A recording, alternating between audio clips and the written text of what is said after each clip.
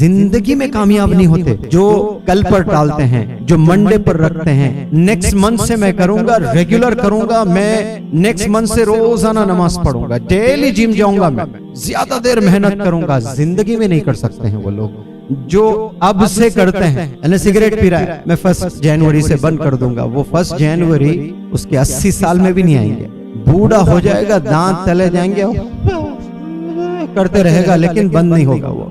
आज अभी बंद करना है, जेब में से निकालना, ये लो मैं फेंक रहा हूं, आज से खलास। यही बंदे कामयाब होते हैं लाइफ में। इमीडिएट डिसीजन लेना तो बस ले लेना, उसको मैं धीरे धीरे करूंगा, स्लो करूंगा, कभी आने वाला ही नहीं। आपने अगर बदलना है, right away right here decisions ले लेना। जो भी बंदे एमएनसी को जा रहे हैं, आप ही की तरह जा रहे हैं, आप ही की हाइट है, उनकी भी 5'8", 5'9", 5'10", आप ही की तरह कपड़े पहने हैं, 2 हाथ है उनके, 2 पैर हैं उनके, 2 आंख है उनके, 2 कान हैं उनके। अगर कुछ आपसे अलग है तो क्या है, सिर्फ नॉलेज ही तो है ना, बाकी वही है। उन्हें खाना खाना होता है तो कान में डाल के नहीं खाते, मुंह से ही खाते हैं। यस और नो? देख